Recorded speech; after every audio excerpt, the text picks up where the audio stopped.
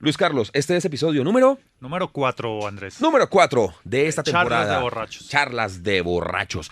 Óiganme, estoy aquí, yo que leo los comentarios de la gente que muy amablemente nos los deja en Instagram. Estamos por ahí ya hace algún rato y hay un mensaje que me ha llamado la atención. El usuario se llama Donoso Gigi o Donoso Gigi, no sé, nos saluda desde Chile. Bueno, dice, los amo igual, te amamos.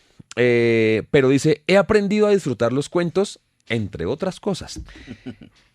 ¿Qué será eso, Miguel? Esas otras cosas.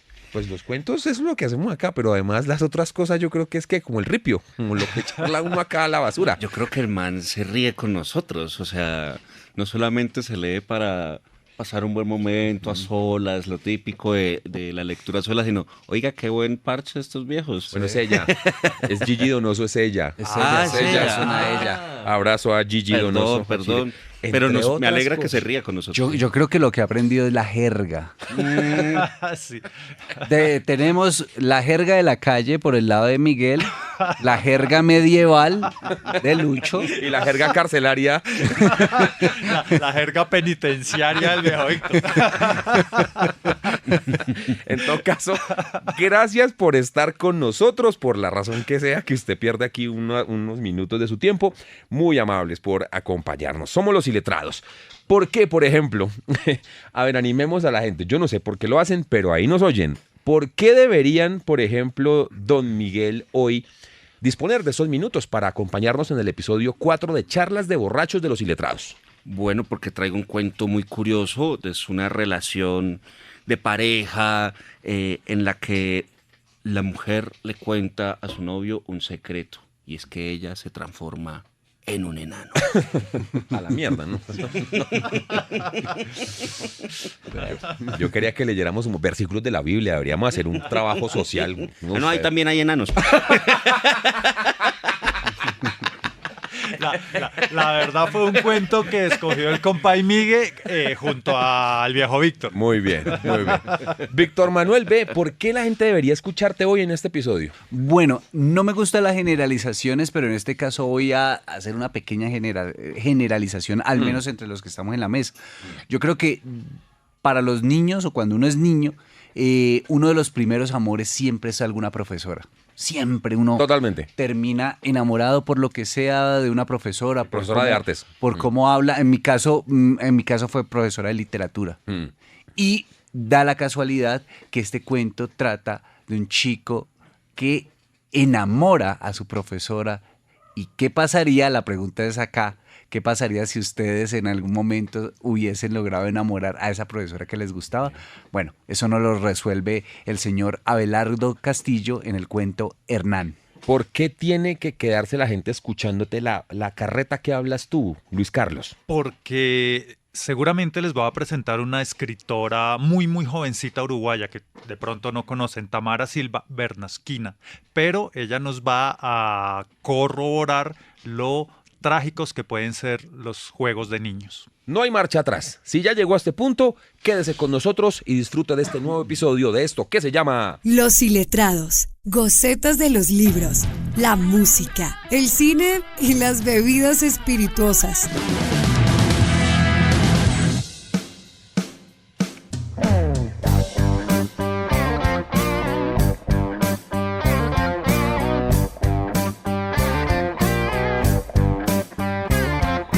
Eso somos nosotros, somos los iletrados, somos gocetas de los libros, de la música, del cine y de las bebidas espirituosas que siempre acompañan este trabajo que amamos hacer para todos ustedes.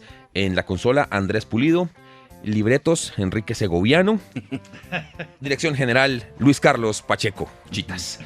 Nos fuimos, vinimos a leer y por eso hoy el primer turno al bate para este episodio que ustedes ya pueden escuchar tanto en Spotify como en YouTube. Recuerde activar la campanita, suscribirse y activar la campanita para que cada vez que haya una novedad usted la pueda recibir de inmediato. Échenos la mano por ahí también, porque vamos a empezar a leer. Víctor Manuel, arrancas hoy. ¿Con qué vas a acompañarnos estos minutos en Los Iletrados? Pues vámonos al grano de una, Andrés. No demos más vuelta a la cosa y vámonos con el cuento. Ay, me encanta cuando llegas como con eje deje, como si hubiera estado en la casa, weón, como con la familia. Vámonos con el cuento. O sea, para complacer a nuestra oyente de Chile. Que llega con ese saborcito, como que está contenta, como que le dieron desayuno y eso. Buenísimo. Muñeco, ¿qué quieres compartir con nosotros, Alan? Uno de los grandes cuentistas argentinos, Abelardo Castillo, con el cuento Hernán. Creo que de aquí ya habíamos leído de Abelardo Castillo. Recuerdo que leímos alguna vez El Marica, sí, que señor. es una Cuentazo. En este caso, vámonos con Hernán. Los iletrados. Me atrevo a contarlo ahora porque ha pasado el tiempo y porque Hernán, lo sé, aunque haya hecho muchas cosas repulsivas en su vida, nunca podría olvidarse de ella, la ridícula señorita Eugenia, que un día, con la mano en el pecho, abrió grande los ojos y salió de clase llevándose para siempre su figura lamentable de profesora de literatura, que recitaba largamente a Bécquer y, turbada, omitía ciertos párrafos de los clásicos y en los últimos tiempos miraba de soslayo a Hernán. Quiero contarlo ahora, de pronto me dio miedo olvidar esta historia, pero si yo la olvido, nadie podrá recordarla, y es necesario que alguien la recuerde.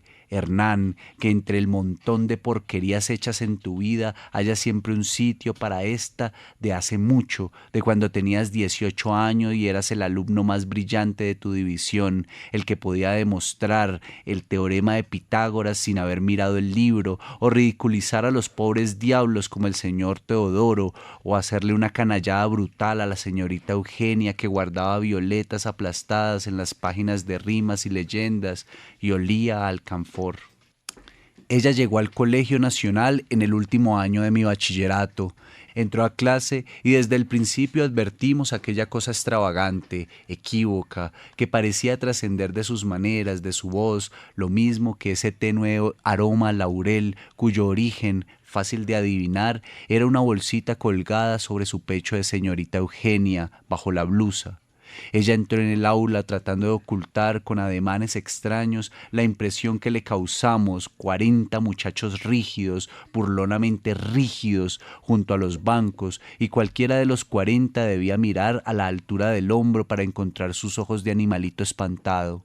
Habló, dijo algo acerca de que buscaba ser una amiga para nosotros, una amiga mayor, y que la llamáramos señorita Eugenia, simplemente. Alguien entonces, en voz alta, lo bastante alta como para que ella bajara los ojos con un gesto que después me dio lástima, se asombró mucho de que todavía fuera señorita. Yo me asombré mucho de que todavía fuera señorita y los demás rieron, y ella, arreglando nerviosamente los pliegues de su pollera, fue hacia el escritorio. Al levantar los ojos, se encontró con todos parados mirándola.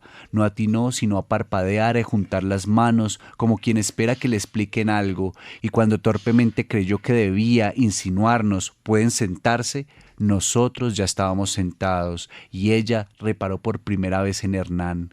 Él se había quedado de pie, tieso, se había quedado de pie él solo, y en medio del silencio de la clase dijo «Yo», dijo pausadamente, «soy Hernán». Esto fue el primer día. Después pasaron muchos días y no recuerdo cómo hizo él para darse cuenta. ¿Acaso fue por aquellas miradas furtivas que, al llegar a ciertos párrafos de los clásicos, la señorita Eugenia dirigía a su banco? ¿O acaso fue otra cosa? De todos modos, cuando se lo dijeron, ya lo sabía. Me parece que la vieja, le dijeron, y Hernán debió fingir un asombro que jamás sintió, puesto que él lo había adivinado desde el comienzo, desde que la vio entrar con sus maneras de pájaro y su cara de triste mujer sola, porque Hernán sabía que ella se inquietaba cuando él, acercándose sin motivo, recitaba la lección en voz baja, íntima, como si le recitara para ella. Este Hernán es un degenerado. Te admiraban, Hernán. Pobre vieja, ¿te fijaste? Ahora se le da por pintarse. porque de pronto la señorita Eugenia, que leía a Becker, empezó a pintarse absurdamente los ojos de un color azulado y la boca de pronto comenzó a decir cosas increíbles, cosas vulgares y tremendas acerca de la edad que cada uno tiene, la de su espíritu, y que ella en el fondo era mucho más juvenil que esas muchachas que andan por ahí tontamente con la cabeza loca, y lo que es peor, esto lo dijo mirando a Hernán de un modo tan extraño que me dio asco, lo que es peor, con el corazón vacío. ¿A que sí? Ya no recuerdo con quién fue la apuesta, recuerdo en cambio que pocos días antes del 21 de septiembre surgió repentina y gratuita como un lamparón de crueldad, y fue aceptada de inmediato en medio de ese regocijo feroz de los que necesitan embrutecer sus sentimientos a cualquier costo porque después, más adelante, está la vida que selecciona solo a los más aptos, a los más fuertes, a los tipos como él, como Hernán, aquel Hernán brillante de 18 años que podía demostrar teoremas sin mirar el libro o componer estrofas a la manera de Asunción Silva o apostar a que sí, que se atrevería, como realmente se atrevió la tarde en que, apretando como un trofeo aquella cosa, esa especie de escapulario entre los dedos, pasó delante de todos y fue lentamente hacia el pizarrón, porque los que son como vos, Hernán, nacieron para dañar a los otros, a los que son como la señorita Eugenia. ¿A que no? ¿Qué apostamos?, dijo Hernán, y aseguró que pasaría delante de todos de los 40 e iría lentamente hacia el pizarrón para que aprenda a no ser vieja loca, dijo. Pero antes de la apuesta había pasado muchas cosas y yo ahora necesito recordarlas para que Hernán no las olvide. Hubo, por ejemplo, lo de las cartas. Siempre supo escribir bien. Desde el primer año había venido siendo una suerte de fénix escolar, fácil, capaz de hacer versos o acumular hipérboles deslumbradoras en un escrito de historia. Pero aquella primera carta, a la que seguirían otras, ambiguas al principio, luego más precisas, exigentes, hasta que una tarde en el libro que alcanzó la señorita Eugenia apareció por fin la primera respuesta, escrita con su letra pequeña, redonda, adornada con estrafalarias colitas y círculos sobre la i. Fue una obra maestra de maldad. Yo sé de qué modo, Hernán, con qué prolijo ensañamiento escribiste durante toda una noche aquella primera carta que yo mismo dejé entre las páginas de las lecciones de literatura americana un segundo antes de que el inequívoco perfume entrase en el aula, ese vaho al laurel cuyo origen era una bolsita blanca de alcanfor colgada al cuello de la señorita Eugenia junto al crucifijo con el que solo una vez tropezaron unos dedos que no fuesen los de ella. No respirábamos. Hernán tenía miedo ahora, lo sé, y hasta trató de que ella no tomase el libro. La mujer, extrañada, levantó el papel que había caído sobre el escritorio, un papel que comenzaba: por favor, lea usted esto, y después de unos segundos se llevó temblando la mano a la cara, pero en los días que siguieron, cuando encontraba sobre el escritorio los papeles doblados en 4 pliegues, ya no se turbaba, y entonces empezó a decir aquellas insensateces vulgares acerca de la edad y del amor, hasta que el propio Hernán se asustó un poco. Sí, porque al principio fue como un juego tortuoso, procaz, pero en algún momento todo se volvió real y una tarde estaba hecha la apuesta. Delante de todos, en el pizarrón, dijo Hernán. El día de los estudiantes en el club náutico todos pudieron verlo bailando con la señorita Eugenia. Ella lo miraba de tal manera que Hernán, aunque por encima de su hombro hizo una mueca significativa a los otros, se sintió molesto. Tuvo el presentimiento de que todo podía complicarse, o acaso, al oír que ella hablaba de las cosas imposibles: «Hay cosas imposibles, Hernán, usted es tan joven que no se da cuenta». Pensó que se despreciaba, pero ese día la apuesta había sido aceptada y uno no podía echarse atrás, aunque tuviera que hacerle una canallada brutal a la señorita Eugenia, que aquella tarde llevaba puesto un inaudito vestido, un jumper sobre su blusa infaltable de seda blanca. Por eso, sin pensarlo más, Él la invitó a dar un paseo por los astilleros y los otros, codeándose, vieron cómo la infeliz aquella salía disimuladamente, seguida por su ridículo perfume a alcanfor y seguida por mí, que antes de salir le dije a alguno: préstame las llaves del coche. Y se me fueron prestadas con sonrisa cómplice, y cuando yo estaba saliendo con el estómago revuelto, oí que alguien pronunciaba mi nombre. Hernán. ¿Qué quieren?, pregunté. Y me dijeron: la apuesta, ojo con la apuesta. Y yo dije que sí, que me acordaba. Como me acuerdo de todo lo que ocurrió esa tarde en los galpones contra un casco a medio calafatear, y de todo lo que ocurrió al otro día en el Nacional, cuando ante la admirada perplejidad de 40 muchachones yo caminé lentamente hacia el pizarrón, apretando entre los dedos esa cosa, esa especie de escapulario como un trofeo, y me acuerdo de la mirada de la señorita Eugenia al entrar en la clase, de sus ojos pintados ridículamente de azul que se abrieron espantados, dolorosos como de loca, y se clavaron en mí sin comprender, porque ahí, en la pizarra, había quedado colgada, balanceándose todavía, una bolsita blanca de alcanfor. Vix me ha compartido dos buenos textos que para mí tienen como la misma cosa, y es este desafío infantil que tiene la gente en el colegio. Me estaba acordando de Canelones, que es un texto clásico aquí en Los Iletrados. Invitamos a la gente que no lo conoce a buscarlo. Canelones es de Hernán Casiari. Hernán Casiari. Y lo mismo, aquí hay un desafío, ¿no? Aquí está la apuesta, aquí está si vales lo que debes valer, y las consecuencias que tienen ese tipo de acciones, ¿no? De la presión y de a dónde llegan este tipo de cosas cuando los chicos son chicos y hacen estupideces. En Abelardo Castillo hay algo que me gusta mucho, Miguel, y es que todos los cuentos, o no todos los cuentos, pero hay muchos cuentos que parecen ser una retrospectiva de la existencia, ¿no? De su propia existencia. Sorprende un poco en el cuento cuando uno se da ese giro que no es tan sorprendente, que uno ya lo espera, que Hernán es el mismo, ¿no? Y es fustigándose por algo que sucedió, por eso que nota como algo criminal, algo monstruoso, y es esa necesidad que se dice a sí mismo de no olvidar lo que hiciste, Hernán, de tu crueldad. Parece que en muchos de sus textos esto se vuelve reiterativo, y en este especialmente me parece muy doloroso porque me hace recordar pues nuestra propia infancia con cada una de las veces que uno cometió alguna fechoría que tarde o temprano regresa para ajustarle las cuentas a uno con la hermana justicia. Eso estaba pensando, por ejemplo, el cuento del marica que ya se leyó. Exacto. Está la culpa. La culpa del adulto que mira su vida, la culpa del que comienza a pensar, y si yo hubiera hecho esto está mal. Y es muy curioso porque Abelardo Castillo también como que era muy buena persona en la escritura. Sí, o sea, uno lo lee y uno siente como, ay, este man, me gustaría conocerlo, y era dificilísimo. O sea, era conocido por su mal genio, era muy conocido por ser difícil con las personas, y también porque tuvo una época muy jodida con el alcohol. Era escritor, ¿no? No, Sí, es una frase que usted tiene por ahí. Hay una frase de Stephen King, es verdad, que dice así. ¿Ya la leíste? No, la leyó para nosotros Pero antes. dice así, Stephen King dice eso.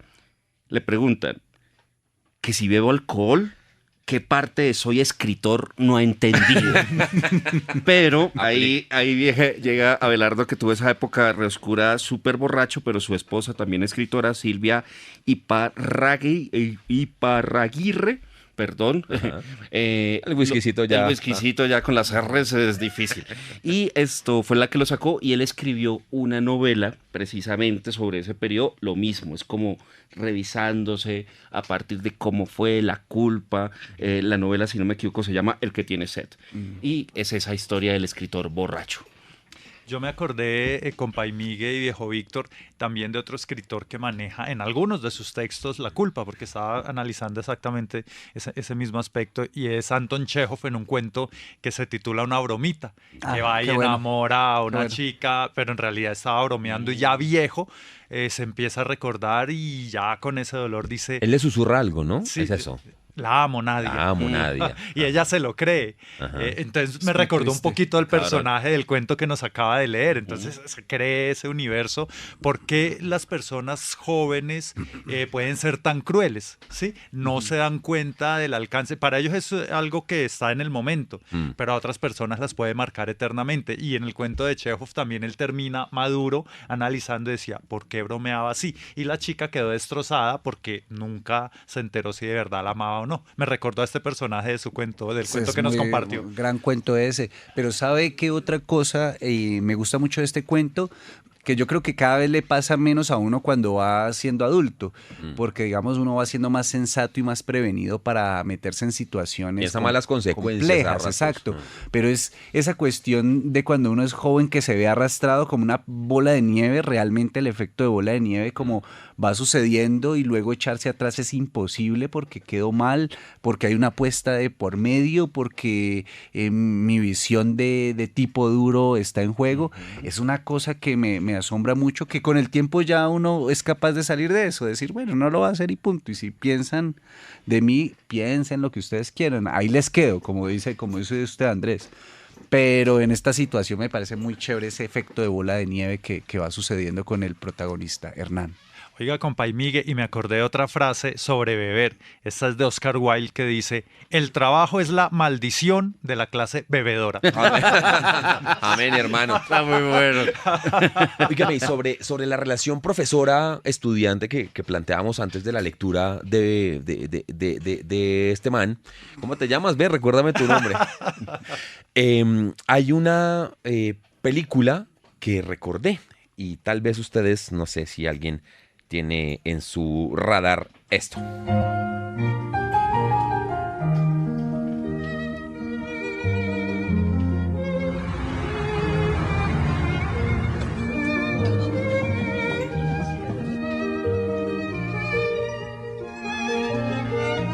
Isabelle Huppert, one of the finest and most beloved French actresses of her generation, stars in the performance of a lifetime. Je t'aime. A gripping portrait of a brilliant musician.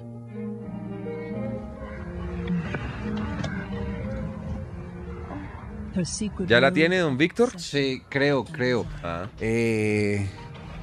La profesora de piano. Sí, señor. Michael Haneke, austriaco. Es una película francesa. Pues la vez pasada estuvimos hablando también de este autor. O sea, ¿se acuerda que estuvimos hablando de Eso es Dronke? sí, pero está basada en una novela del El frío de Jelinek. de Jelinek, Ah, ya. premio Nobel. Premio Nobel Pero de este no, Literatura. hablo es De del la director. película. Claro, del director. este es el de Funny Games, Ujú. ¿no? Ah, qué bueno, qué Es buena un película. gran director que hace grandes películas. Y esta es una película bien especial porque se llama La pianista o la profesora de piano. Y es una profesora que entabla una relación sadomasoquista con Sí, uno de un sus poquito estudiantes. enfermiza. Sórdida. Una película bastante sórdida. Dura de ver, ¿no? Tiene una escena que yo jamás voy a olvidar, ¿no? Que es la escena cuando entra a esas especies de cabina donde personalizadas para ver pornografía. Ajá.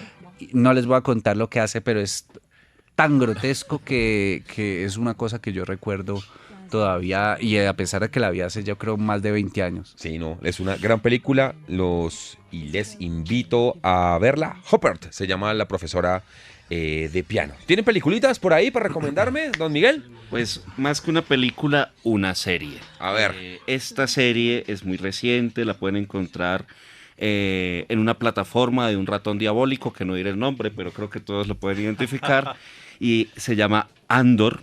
Es una serie que sale del universo de Star Wars, pero se escapa de ese universo. O sea, convierte esas historias de Star Wars que son quizás un poco infantiles y la convierte en un thriller político completamente contemporáneo. O sea, cómo nacen los rebeldes en el mundo de Star Wars y cómo los rebeldes pues tampoco son tan buenas personas, ¿no? El mal también está en los buenos, digámoslo de esa forma, ¿no? Ahí está. Es como- Ahora Arjona es mi suegro gracias a Esa serie. Sí, señor, claro. Es la aplicación o la puesta en escena de esa famosa frase, el fin justifica los medios. Creo que ustedes, es todos, ustedes todos filosóficos y yo, uy, la vieja está re buena. vaina. Sí, sí. Y yo con ganas de hablar de Luten. No, Luten. Piensen en Luten.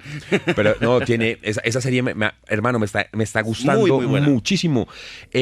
Para la gente que nos oye, está en Disney. Pero pues usted que las piratea también puede recomendar esas plataformas para piratearla. Pirateen Y- todo, por favor. Pirateen.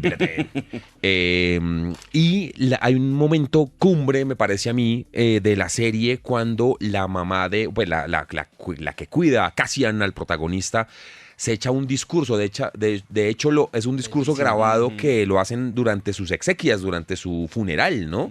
Y ella se echa un discurso sobre la revolución que es potentísimo, como que no parece una cosa de Disney, ni siquiera una cosa de Star Wars, sino que ahí llega ya a un nivel político, ideológico bastante, bastante interesante.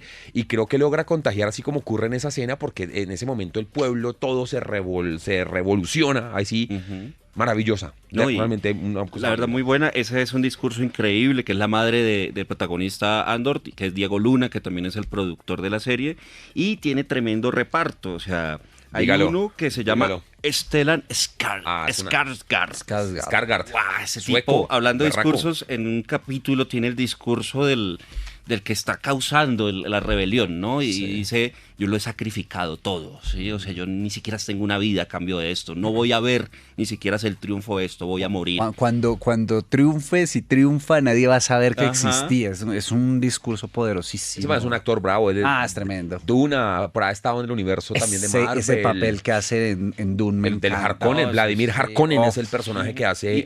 Y hay otro gran protagonista o gran actriz, pues, en la serie, que es la representante del imperio, ¿no? Actrizota. Ella se llama, espera que le tengo acá el nombre, Denise Gough. ¿Qué papel se hace ella, que es la representante, pues, del imperio? Que Papelazo, sería papelazo. la contraparte de Andor.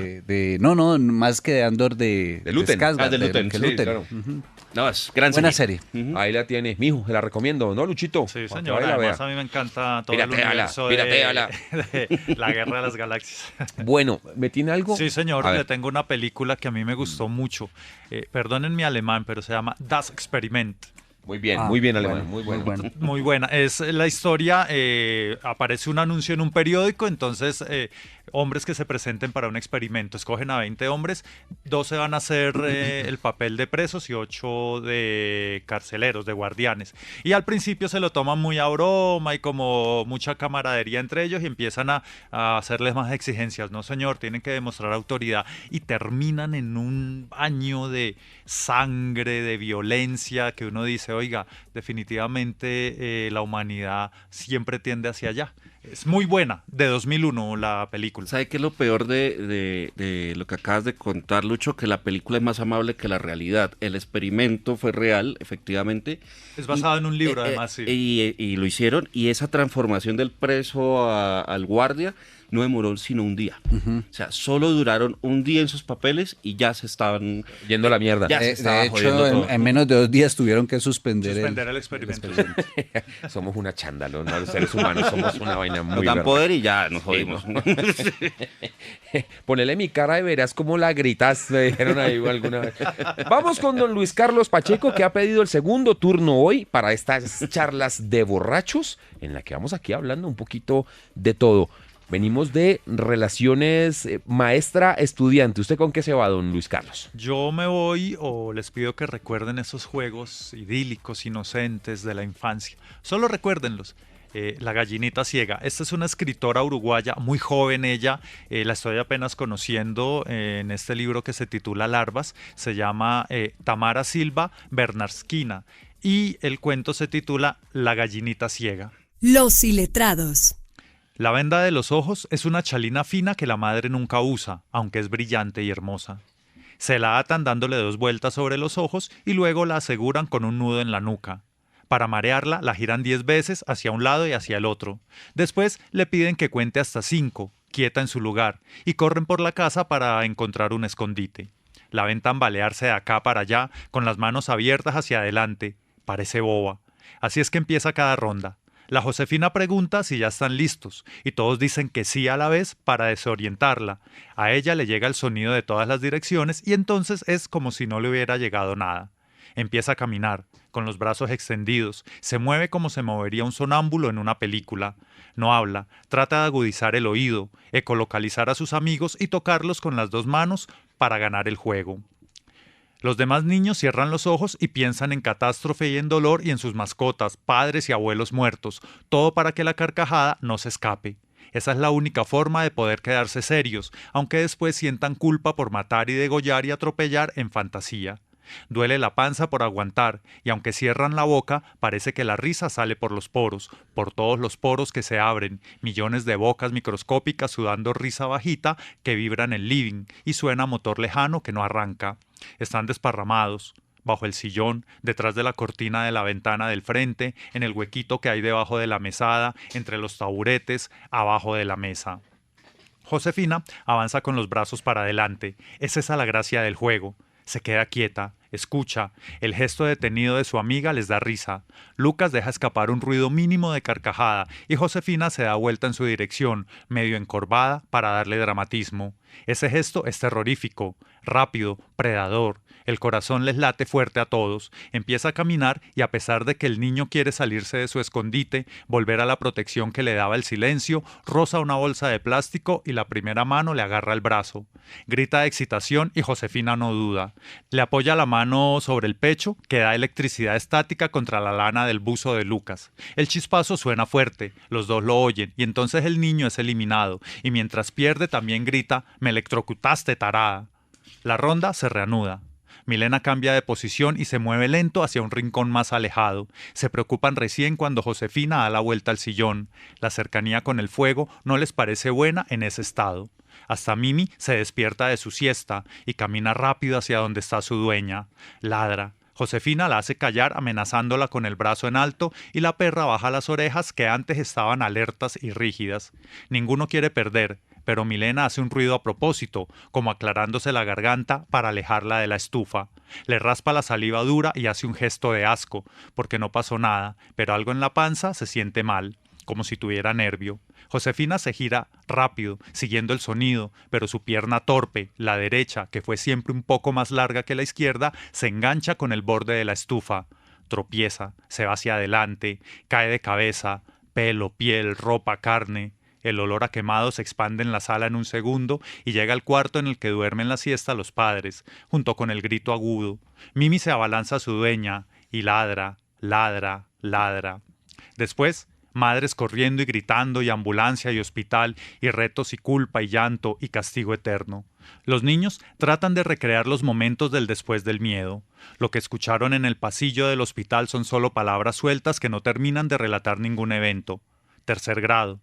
Quemada, operación, cieguita, reconstruir, carita arruinada, pobrecita, desgraciada.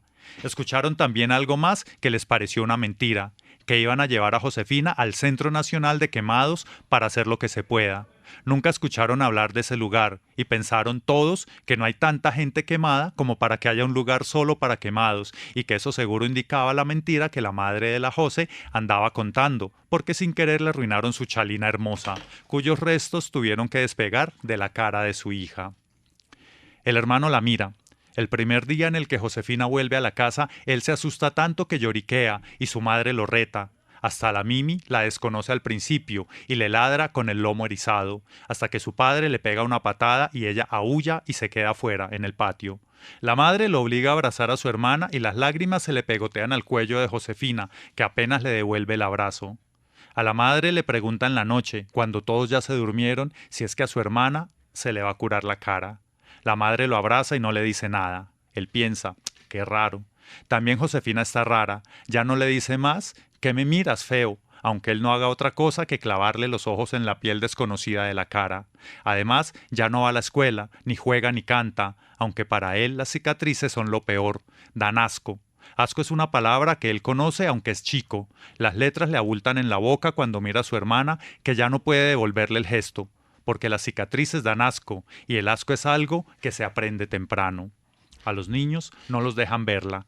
La madre de Josefina dice siempre que está dormida, que se está desinfectando las heridas, que no tiene ánimos. Pero los niños insisten, se clavan en la puerta por horas, golpeando las palmas y esperando algo, un aviso, una ventana entreabierta, un saludo, un permiso para entrar y verla. pero no, la mamá de Mí le dice que así es mejor, que no hay que andar rogando. También dice que es absurdo el ocultismo y que un juego es un juego y no se puede culpar a los niños porque ellos no tienen la culpa de nada. Un día vieron cómo la subían al auto, el enjambre de ojos posados en el borrón del cuerpo ocultado a medias por un poncho con capucha, no más vestidos ni ropa linda, la Josefina reducida a un cuadrado de tela marrón. Todos juntos levantaron la mano en un saludo, pero su madre la metió rápido en el auto y eso fue todo, la última vez que pudieron acercarse a un avistaje. 2. La Mimi nos traía el olor del humo. Parecía que en la casa de ellos el fuego no se hubiese apagado nunca. Nos turnábamos para olerla. Hundíamos las narices en los pelos negros y duros del lomo, y ahí estaba la llamarada, la piel chamuscada y el plástico derretido contra el hueso. A la perra le hacía gracia la ronda que se armaba contra ella, cabezas hundiéndose en su pelaje, y movía la cola y volvía sin falta, al menos una vez cada semana. Nosotros zumbábamos alrededor de la casa de la Josefina, con culpa, pero cada vez con más curiosidad. Una rendijita abierta de alguna cortina era motivo suficiente para organizarnos en una guardia incansable, pero Josefina no aparecía. Después de las vacaciones de invierno, la escuela volvió y todo el mundo preguntó por ella y nosotros no dijimos nada, porque así nos dijeron nuestras madres que teníamos que hacer. Ni una palabra, ordenaron. Y ni una palabra dijimos, aunque nos mirábamos cuando alguien preguntaba, tosiendo o tirando un lápiz para desviar la atención. Yo extraño a José más que el resto. Dice mamá que eso es porque los demás son varones y que los varones sienten menos. Pero fui yo la que hice el ruido para alejarla de la llamarada, y no sirvió, y eso me hace doler la panza de noche y vomitar cuando me levanto, de nervios por encontrarme a su madre o a su hermano o a alguien que me pregunte dónde está y qué le pasó, y yo no poder explicar bien y entera ninguna de esas dos cosas. Un día antes de mi cumpleaños, la Mimi llegó con un collar nuevo y un pedazo de papel pegado con cinta rosada. La agarramos con Pedro para sacársela y él aprovechó para rascarle el lomo. Mimi se tiró al suelo y nos mostró la panza oscura. Su pelo negro se volvió gris de polvo de tierra. Dejamos de prestarle atención cuando leímos la nota que decía con letra torpe, pegada y torcida: «Júntense, cierren los ojos y déjenme ver. Josefina». Buscamos por todos lados alguna otra letra o indicación y no encontramos. Nos aburrimos fácil, pero olimos la hoja por turnos. Al agitarla nos llegaba el residuo, la olimos como tantas veces olimos a Mimi, y el olor seguía ahí, impregnado a la celulosa de árboles hechos de fuego. Soñamos con esas 8 palabras. Los acertijos difíciles no sirven para nada, no llevan a ningún otro lado más que a la frustración, y eso pensábamos, que la madre de Josefina nos estaba haciendo una broma, que al final sí que merecíamos al menos un pedazo de escarmiento. Leímos, releímos, nos quedamos con las palabras nomás, sin ninguna vuelta. Calculamos el momento perfecto. La tarde de mi cumpleaños, cuando la fiesta terminó, nos juntamos en el fondo de mi casa, al lado del galpón. Mamá estaba preparando la merienda cuando releímos la nota y volvimos a no entender. Estábamos juntos. Incluso Mimi había pasado toda la tarde entre las piernas de mis tíos, mendigando migajas. Dije, capaz es nomás cerrar los ojos para que ella venga. Y como todos solían hacerme caso, cerramos los ojos y gritamos: «José, ya está, ya está». Pero no pasó nada. Nos miramos, nadie llegó y mamá nos llamó porque la leche ya se había hervido. El grito sonaba al fin de algo. Nos quedamos sin tiempo. Yo tenía la decepción adentro del cuerpo y no supe decir nada. Además no queríamos demorar para que la leche no se llenara de nata. Lucas se hizo el bizco y Pedro le pegó una piña en el brazo. Yo le dije que no es gracioso, que si pasa un aire puede quedar bizco para siempre y que eso no es nada lindo. Pero Lucas se distrajo y señaló a Mimi, que se acercó caminando rígida, mirándome como si fuera a morderme en la cara. Pero era Mimi, y Mimi no hacía eso. Lucas se rió distinto, con nervios. Le dije: «Shh, Mimi, quieta, sentada». Pero ella no movió la cola ni se sentó. Tampoco me mordió. Me miró fijo, tanto rato que mi madre nos volvió a llamar amenazando con dejarnos nata en la chocolatada, pero nadie se movió. Cuando Mimi terminó de verme, siguió con Lucas y después con el resto. Entró a mi casa y fue a mi cuarto. Se subió a mi cama, la cola dura, también las orejas y los ojos, y yo ya supe desde que se me acercó que la náusea del día siguiente iba a ser mucho peor que la del día anterior o la de cualquier otro día, y lo supe antes incluso de verle los ojos a la perra y de darme cuenta de que el marrón del iris se iba haciendo de a poco cada vez más diáfano. Wow. Oiga, Lucho, qué cuento tan bárbaro, ¿no? Además, porque creo yo que una de las cosas a las que uno más le puede temer es al fuego, a esa idea de uno quemarse, pero sobre todo también pienso en la crueldad de los niños. Yo recuerdo cuando era pequeño, jugábamos con un niño que jugaba muy bien al fútbol, pero era muy raro salir a jugar con él porque mientras todos salíamos en camisas cortas, él salía con camisas hasta las muñecas. Exacto. Y no entendíamos por qué. Hasta un día que lo vimos, que se corrió la cesta y eran sus brazos absolutamente quemados, todo su cuerpo. Y por eso esa idea del cuerpo que, claro, nosotros no nos pusimos a ponernos de su lado, sino que le pusimos el apodo de Tostadita. Entonces, Sí, fue puto. El viejo Víctor siendo Víctor. Qué porquería. Pero viejo Víctor, eso que usted dice es fundamental. Muchos porque mal paridos, Chino. pero hay algo, si hay algo más allá, mire usted lo curioso. Algo que a mí me daba curiosidad, no solo, digamos, el espanto de ver los brazos y el torso quemado, sino que yo me hacía la pregunta si olía a quemado. Claro. Que es la misma pregunta que se hace constantemente cuando huelen al perro y todo esto, ¿no? ¿Dónde está ese olor? Pero que además ellos lo sintieron porque ellos vieron cuando Josefina se tropezó en la estufa y se incendió, se prendió. Y lo que usted dice me parece fundamental, eso de Tostadita, perdón donde esté, porque aquí ella hacía énfasis en que, y todos los niños alrededor, en lo que más asco les daba y más atracción al mismo tiempo, porque si no lo describirían, eran las heridas, las cicatrices, la forma como la piel chamuscada tiene, pues trata de regenerarse y queda de una forma distinta. ¿Ustedes se han quemado alguna vez? Sí, yo me he quemado. Yo me quemé en la rodilla. Yo me quemé una vez la pantorrilla contra el exhausto de una moto. Yo no recuerdo dolor como eso. Y fue solamente un pedacito, o sea, como el contacto ahí del músculo con... Terrible, debe ser terrible. Yo no me quemaba Imagina nunca. esa vaina en el cuerpo, hermano. Eso tiene que ser una maldición. El clásico quemado del gasolinero de moto. Sí, claro. Eso fue. Sí, estaba en esas. Esos tiempos oscuros de Andrés. Y lo peor es que ni me había subido a la moto, solo me le arrimé. Y ahí dijo cambio de vida. No, yo quiero llamar la atención, miren esta discusión que tenemos sobre este cuento y también como quiero remarcar lo bien escrito que está, lo que logra transmitir. Y atención, estamos hablando de una escritora de solo 25 años de edad. Sí, señor. O sea, ella no es una joven escritora porque es que ella lo es. O sea, perdón, no es una joven promesa de escritora porque es que ella lo es. O sea, está discutiendo de par a par con... Pues estamos hablando ahorita de Abelardo Castillo, por ejemplo, que es uno de los grandes, y está en el mismo nivel, o pues son otros estilos, pero se nota que es una gran escritora. Y pensaba a veces también en Mariana Enríquez, como que me llevaba un poquito para allá, y como para que quede más clara la calidad de esta escritora, está publicada en Páginas de Espuma.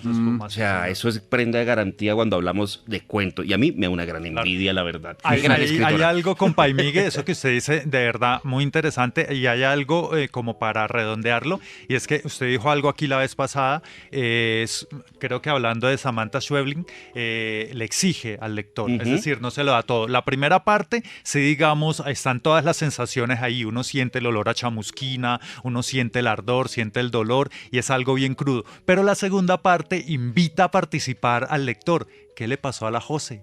¿Se murió? ¿Por qué nos trae el olor de la chamusquina a la perrita, que se llama Mimi? Entonces también es muy interesante esas dos partes del cuento. Estoy de acuerdo. Es una gran escritora ya. No, qué chévere, Lucho, este descubrimiento. Espero que ella no tenga los mismos problemas de los escritores que estábamos hablando y hemos leído. O sea, ¿que sea borracha? Que no sea borracha, por favor. ¿Cómo se llama, pues, la señora? ¿Cómo es que se llama? Se llama Tamara Silva Bernarskina. Increíble, muy buena. Tiene 2 libros de cuentos ya. Sí. Y creo que también una novela. Una novela, premiada la novela además, increíble. A los 25 años. Uruguaya, ¿no? Uruguaya. Bueno. Va a venir a la Feria del Libro, la va a traer Página de Espuma. Qué bien, de una vez el aviso para ir pues Ahí la tienen. Bueno, para el momento en el que grabamos este episodio, estamos... ¿En qué meses que estamos?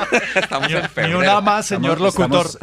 Estamos en febrero, próximos a entrar A la feria, a todo sí, lo claro. que es Feria del Libro. Bueno, En Ferrero. porque- y vendrán cositas. Vendrán cositas para la Feria del Libro. Muy bien. Bueno, don Miguel, el suyo es el tercer turno, el de cerrar este episodio de Charlas de Borrachos, que disfrutamos mucho siempre con la gente. Vayan a YouTube, vayan a Spotify y suscríbanse a los dos, ¿no? Para que siempre estén presentes de las novedades que tenemos para ustedes. ¿Qué va a leer, señor, para su audiencia en Los Iletrados? Pues yo iba a decir que un escritor muy joven, contemporáneo, pero ya después de alguien de 25 años, Edgar Capaila, Keret sí, no ya. es tan joven. Edgar Keret es un escritor israelí, nació en 1967, es rarísimo también, es una cosa entregado al cuento también. El cuento Ahí lo hemos leído aquí ya, ¿no, Luca? fantástico. Sí, un cuento del perro, me acuerdo que lo leyeron. Sí. Increíble. A Dubia le pegaron un tiro. Dubia creo que se llamaba el Ajá, perrito. cuentazo, que no se muere ese Sí, perro. sí, Nah, sí. ese es un gran cuento. O sea. También leímos el del hombre bala. Sí, señor. Sí, señor. ¿Se El del acuerda? hombre bala. Sí, ese Sí, es señor. muy bueno. Bueno, él tiene muchos libros de cuentos y traje el libro Un hombre sin cabeza y el cuento que se llama El gordito. Los Iletrados. El gordito. ¿Sorprendido? Pues claro que estaba sorprendido. Sales con una chica, una primera cita, una segunda cita, un restaurante por aquí, una película por allá, siempre en sesiones matinales, exclusivamente. Empiezan a acostarse, los polvos son increíbles y después llega también el sentimiento. Cuando de pronto, un buen día, viene a ti llorando. Tú la abrazas y le dices que se tranquilice, que no pasa nada, y ella te contesta que ya no puede más, que tiene un secreto, pero no un secreto cualquiera, que se trata de algo tenebroso, de una maldición, un asunto que ha querido revelarte todo este tiempo, pero no ha tenido el valor para hacerlo. Porque se trata de algo que la oprime constantemente, como si de un par de toneladas de ladrillo se tratara. Algo que te tiene que contar, porque es que tiene que hacerlo, aunque también sabe que desde el momento en que te lo revele la vas a dejar, y con razón, y al momento vuelve a echarse a llorar. No te voy a dejar, le dices, yo no, yo te quiero. Puede que parezca que estés algo emocionado, pero no, y si lo estás es porque ella sigue llorando, no por el secreto en sí. La experiencia te ha enseñado que esos secretos que repetidamente llevan a las mujeres a hacerse trizas son la mayoría de las veces algo de la importancia de haberse echado un polvo con un animal, con un familiar o con alguien que les dio dinero a cambio. Soy una puta, acaban diciendo siempre. No, que no, insistes tú abrazándolas o shh, si sigue llorando.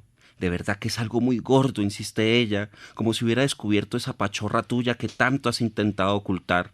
Puede que dentro de ti suene espantoso, le dices, pero es por la acústica. Ya verás cómo en cuanto lo saques afuera, de repente te parecerá mucho menos grave. Ella casi se lo cree y tras dudar un instante dice, si te dijera que por las noches me convierto en un hombre peludo y enano, sin cuello y con un anillo de oro en el meñique, ¿entonces también seguirías queriéndome? Y tú le dices que por supuesto, porque ¿qué vas a decirle que no? Lo único que está intentando es ponerte a prueba para ver si la quieres incondicionalmente. Y tú siempre has estado soberbio ante cualquier prueba. Además, la verdad es que en cuanto se lo dices, ella se derrite y ya están follando, así en el salón. Después se quedan abrazados y ella llora porque se siente aliviada y tú también lloras. Anda a saber por qué. Pero a diferencia de otras veces, ella no se marcha, se queda a dormir contigo. Y tú te quedas despierto en la cama, mirando su hermoso cuerpo, el sol que se está poniendo ahí afuera, la luna que aparece de repente como de la nada, la luz plateada que le toca el cuerpo acariciándole el vello de la espalda, y en menos de 5 minutos te encuentras con que a tu lado, en la cama, tienes a un hombre bajito y recordete.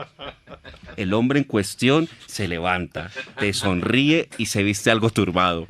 Sale del dormitorio y tú tras él hipnotizado.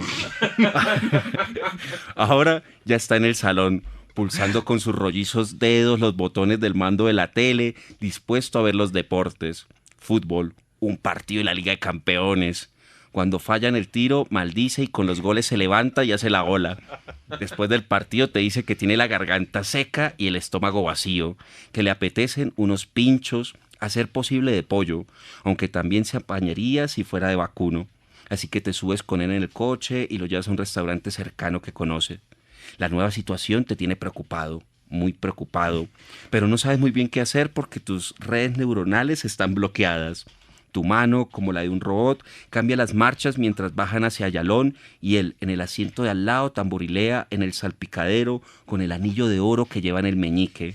Cuando en el semáforo que hay junto al cruce de Beidagón, baja la ventanilla electrónica, te guilla un ojo y le grita a una soldado que está haciendo autostop: «Chata, ¿quieres que te subamos atrás como una cabra?».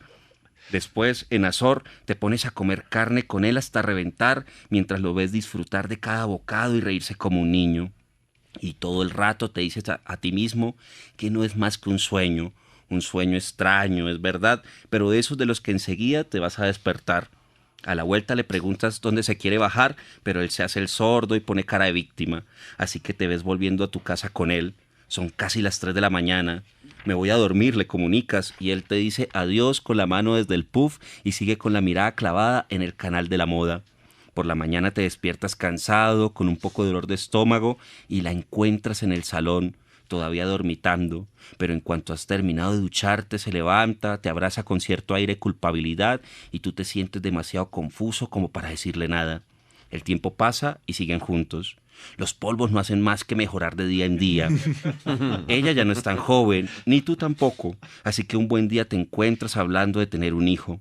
Por la noche, cuando salen, tu gordito y tú se la pasan en grande como nunca te lo habías pasado en la vida.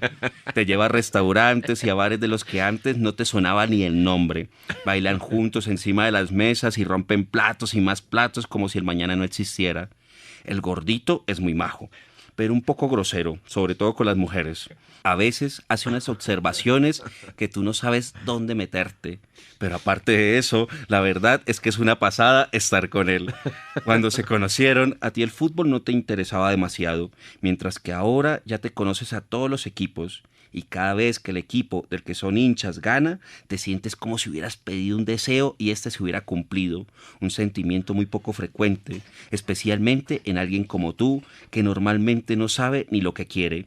Y así, todas las noches, te duermes con él cansado viendo los partidos de la Liga Argentina y por la mañana vuelves a despertarte al lado de una mujer guapa y comprensiva a la que también amas a rabiar. Muy bueno. Ay, tantos amigos parecidos a eso. Esa escritora las cosas raras las vuelve súper cotidianas. Oiga, yo estaba pensando con este cuento y ya que hemos hablado en estas charlas de borracho, esto de las borracheras y todo el cuento, si ustedes tuvieran que darle un nombre a esa segunda persona en la que se transforman cuando han tomado, ¿cómo sería esa persona? Ese sería mi segundo nombre, Alfonso. Sería como un señor gordo. Ajá. Sí, bien burdo. Yo pues. sería como un Rogelio. Con un anillote así. Sí, pero sería Don Rogelio. A mí me dirían Don Rogelio. Cuando yo me emborracho me pongo Don Yo sería Rogelio. como algo como Osman. Osman y sería Como un calvo. arco, como un arco. Calvo y me echaría el pelo como de lado. para Taparía la taparme. calva con la mechita que le queda. Sí. Y sería sudoroso. Oh, sí. Y Luis Carlos sería Rubén Darío. Rubén Darío. El indio Darío borracho. ¿Qué cuentas? Oiga, Ah, eso es muy pero ¿en qué eso es común, no? Esa mezcla entre lo fantástico Sí, y todo. Es lo absurdo. rarísimo. Claro. Lo absurdo. Más que lo fantástico es lo absurdo. Hace lo absurdo cotidiano. Hay un cuento de él donde dice, y si una persona se encogiera y yo la pudiera meter en una botella, y efectivamente sucede. Y lo mejor, por eso es un gran narrador, es que uno se lo cree, la verosimilitud es absoluta. Exacto. ¿No? Uy, qué cosa tan buena. En el cuento del hombre bala es el tipo que se lanza en una bala y hasta el día que sale volando y va detallando cómo ve a su gato que paseando. Aquí es donde se esconde el condenado. Eso es una cosa absurda. Pero mira que eso nos lleva a otros escritores, ¿no? Se nota también que de qué se alimenta Edgar Keret como lector. Entonces, por ejemplo, el que dices del diminuto es La venganza de Sławomir Mrożek, un escritor polaco muy poco leído que es también la misma vaina.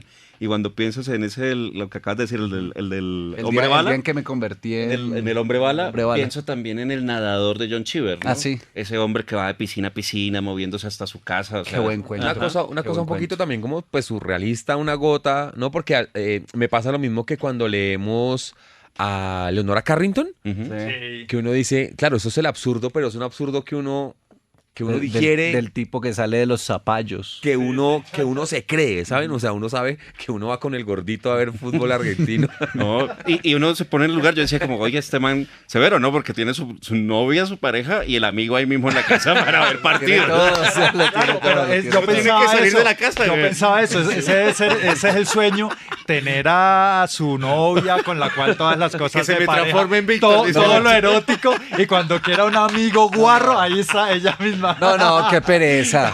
No, qué pereza. Pero aquí Qué lo disfrutaba putería. mucho él, Qué vea. pereza, no. Este personaje entra en Además, conflicto. claro, o sea, para mí lo más disfrutable son las noches, o sea.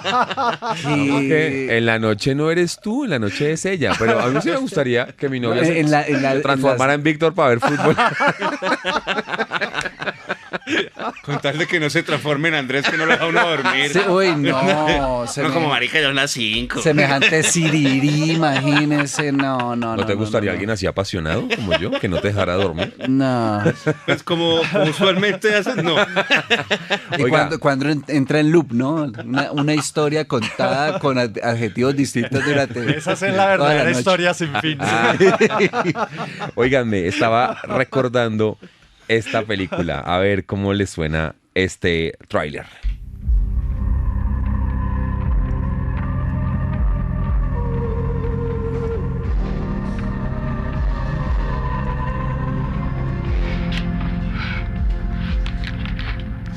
I didn't think you were ready, but you are. I knew it when I saw you with him. Your whole body burns. Make love with me. I'm not like you. Es una película del año 1982. El nombre original de la película es Cat People. El director, Uy, qué buena. para que lo Ya busquen, sé cuál es. se llama Paul Schrader. ¿Esa es la de Stephen King? La de la marca de la pantera. Ah, qué buena, Se le qué buena. conoce en español y es la historia de una mujer que tiene temor de tener sexo porque al entrar en ese momento de éxtasis y de pasión se convierte en una pantera. Ah, no era la que yo pensaba. Es una peliculota, hermano. 1982, Cat People, pero o por la marca de la pantera la pueden buscar. Peliculón, porque pues ella sí, cuando ella entra en esa fase de excitación, de locura, tal, se convierte en una pantera. Entonces ella pues ya sabe lo que le pasa y rehuye siempre que se le muestra alguna oportunidad para estar con un tipo. Pasa es que es tremendamente bella, así que las oportunidades le caen por montones y entonces la vieja tiene que padecer esa situación. Eso me recuerda a una película muy curiosa, muy rara, que se llama Vagina Dentata. Que también es de una mujer Todo que tiene por- miedo de tener relaciones porque resulta que ella tiene dientes en la vagina. Y cuando se excita y no está como bien la cosa, corta penes. Cristo Redentor. Gran película, la verdad. Ángel Gabriel, patrón de los locutores. Dolorosa película, pero recomendada. Total. Pero creo que es una... Y la lista de Schindler es tan dolorosa. No, pero creo que es una heroína no conocida, porque es una historia precisamente de violaciones, ¿no? De una mujer que aprende, pues, a Claro. acabar con sus violadores, Ahora ¿no? existen dispositivos así, ¿no? He visto que ahora hay un dispositivo que se puede introducir y que, pues claramente si hay una violación o algo así, esa vaina llega y cierra una vaina y cercena lo que uno meta sin autorización. Vea, interesante. Interesante, pues. Bueno, eso nos lo merecemos, eso y más. Bueno, señores, ¿qué me falta, no? Hacer resumen, ¿no? No sin antes invitarles a que vayan también a YouTube. Ojo, nuestros episodios ya están en YouTube. Usted, mire, mientras escucha aquí en Spotify, va y abre YouTube, le da suscribirse y le da el clic a la campanita para que cada vez que haya una novedad, usted la pueda tener primero que nadie más. Nos fuimos a hacer el resumen de esto. Oiga, estamos Los Iletrados, ¿no? Así nos encuentran en YouTube, ¿no? Hay otro canal que se llama Los Iletrados, pero bueno, nosotros somos los de los colores, o sea, es fácil de reconocernos. Los Iletrados Podcast. ¿Y los otros Iletrados qué son? ¿De qué? No sé, es como medio oscuro. Una secta. No, es un programa peruano. Ya.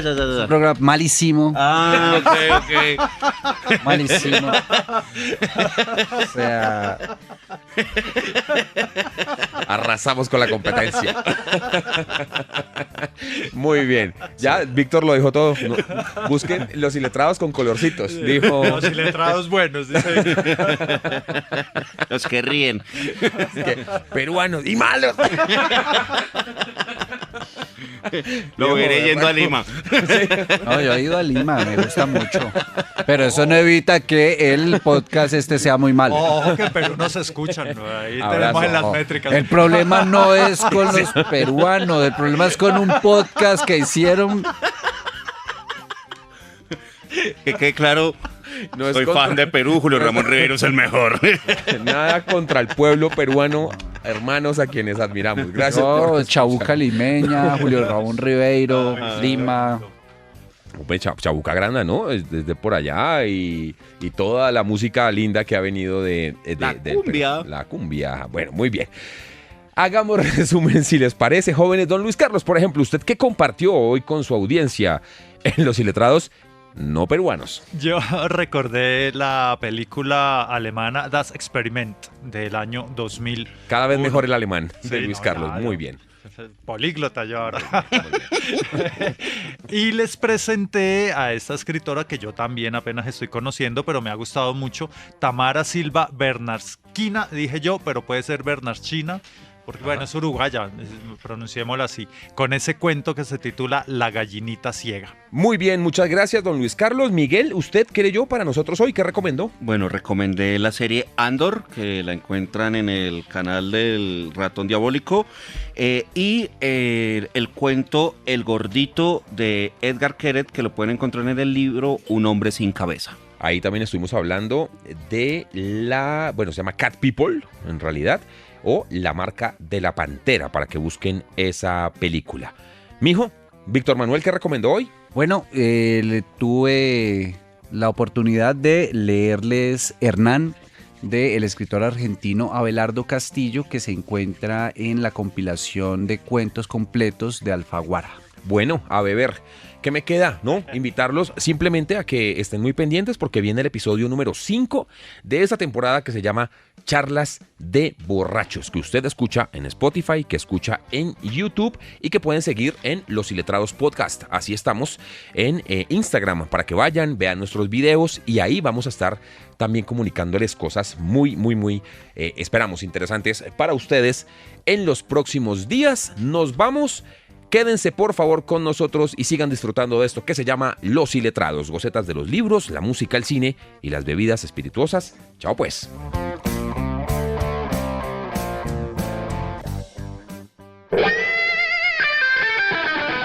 Pronto, un nuevo episodio de Los Iletrados, gocetas de los libros, la música, el cine y las bebidas espirituosas.